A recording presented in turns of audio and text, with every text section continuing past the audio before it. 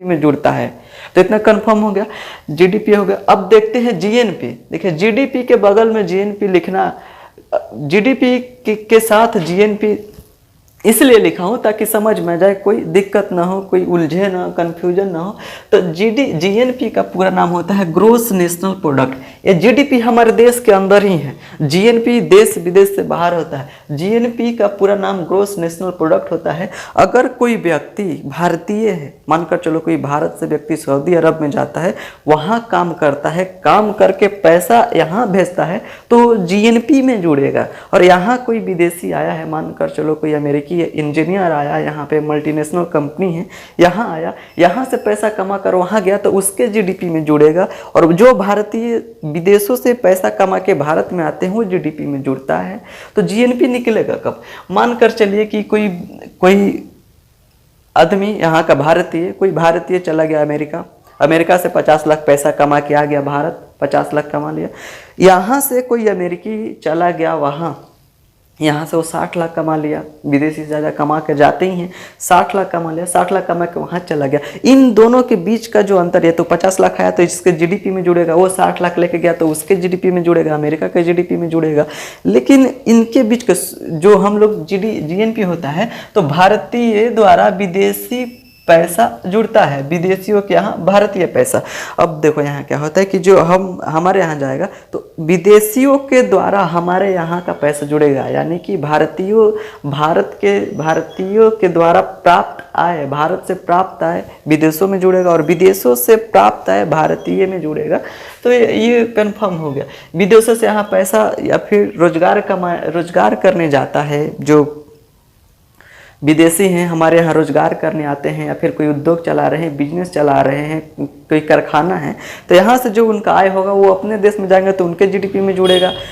हमारे यहाँ के जो भारतीय हैं वो जाएंगे विदेश में, वहाँ कोई रोजगार के लिए कारखाना चला रहे हैं, तो वहाँ से जो आय होगा भारत के जीडीपी में जुड़ेगा, तो ये होगा जीएनपी। अब जीएनपी निकालने का फॉर्मूला होता है जीडीपी माइनस देश में विदेशी आय प्लस विदेशों में भारतीय प्राप्त आय। जीडीपी में घटाएंगे देश में विदेशी आय, देश में विदेशी आय जो होगा हमारे देश में, मानकर चलो कि जीडीपी अभी 5% हो गया, 5% हो गया, और देश में विदेशी आय का इनकम हो गया 2%।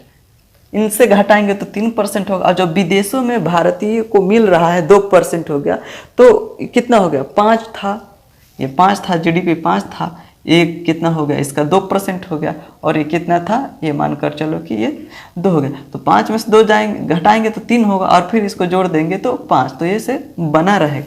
हमेशा जीडीपी का मान जीएनपी से बड़ा होता है। वजह कि जीडीपी हमारे देश के कारण इसका क्या है कि भारतीयों से ज़्यादा विदेशी पैसा लेके जाते हैं।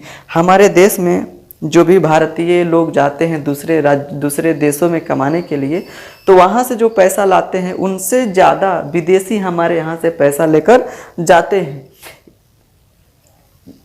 हमारे यहाँ से लेकर जाते हैं। और इन्हीं दोनों के बीच का जो अंतर होता है उनको हम लोग जीएनपी कहते हैं। यानी कि कोई इंडियन है, 7 रुपया कमा के आया, 7,000 कमा के आया, दूसरे देशों से सऊदी अरब से 10,000 कमा के ले गया, क्या कहते हैं 10,000 कमा के ले गया कोई विदेशी, बचा 3, तो इन्हीं 3 को ही एनएनपी में जीएनपी में जोड़ा जाता है। यानी कि जीएनपी यानी कि ग्रोस नेशनल प्रोडक्ट। अगर कोई व्यक्ति, एक बार सुन लीजिए फिर, अगर कोई व्यक्ति दूसरे देश में जाता है, हमारे भारतीय, अगर कोई भारतीय दूसरे देश में जाके कमा के आता है, पैसा लेके आता है, चाहे रोजगार किया चाहे कुछ भी किया, यहाँ पैसा लेके आता है तो भारत के जीडीपी में जुड़ेगा।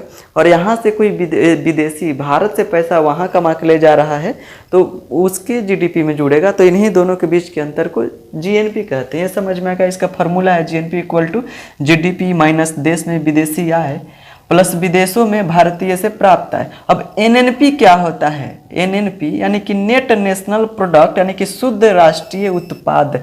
शुद्ध राष्ट्रीय उत्पाद क्या होता है? देखिए, जब GNP में से मूल्यह्रास घिसावट घटा लिया जाता है तो GNP बचता है। यानी कि GNP में से मूल्यह्रास यानी कि पहले, इसके पहले GNP बताया था, तो इसीलिए बताया था कि NNP समझ में आ जाए। तो GNP में कहा था अगर विदेशी 10 रुपया कमा के जा रहा है यहाँ से और भारतीय वहाँ से विदेशों से 7 रुपया कमा के आ रहा है, तो 10 में से 7 घटाइएगा तो 3, यही हमारा शुद्ध राष्ट्रीय उत्पाद हुआ है कि हाँ हमारे GDP में 3% योगदान है, चाहे 3 रुपया इसमें जुड़ेगा। तो इसी को कहते हैं जब GNP में से मूल्यह्रास या फिर घिसावट को घटाकर जो मान निकालते हैं वो NNP कहलाता है। और ठीक वैसे ही NDP है, नेट डोमेस्टिक प्रोडक्ट यानी कि निवल देशीय उत्पाद। GDP में से मूल्यह्रास घिसाकर घटाने पर जो आता है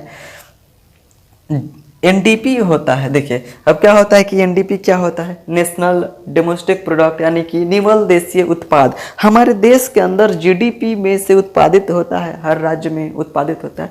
उन्हीं राज्यों से आंकड़ा निकाल कर जो उसमें से मूल्यह्रास जो घिसावट होता है, जैसे उदाहरण दिया था 5 रुपया बिस्किट है, कंपनी अब से तो चार्ज नहीं लगे कि हम इतना टैक्स दे रहे हैं, वो सब चीज़ जोड़ के उसमें से 5 रुपया ले रही है। अब ये नहीं कि बिस्किट का दाम 2 रुपया है, आपसे बोलेगी 1 रुपया GST दो, 2 रुपया टैक्स दो, देते हैं लेकिन एक ही साथ दाम तय करता है। तो इन्हीं के बीच में जो घिसावट हो गया, मानकर चलो 5 रुपया का पार्ले जी है, इसमें कंपनी 3 रुपया लगाई है अपना मेहनत, इसमें 1% GST जोड़ी, 2% और कुछ जोड़ी, तो सब चीज़ जोड़ जाड़ के इसका दाम अगर 10 रुपया कहती है तो इसमें से कंपनी का इतना है और इनके बीच में 7 रुपया जो है, ये सब चीज़ इसके अंदर आएगा। यानी कि NDP के अंदर इसको आएंगे, जिसको हम लोग कहते हैं कि निवल देशीय उत्पाद। यानी कि हमारे देश का जो रियल वास्तविक आय है वो यही होता है। तो एक बार इतना समझ लिए कि GDP को ही GDI कहते हैं, सकल घरेलू उत्पाद इसका नाम है।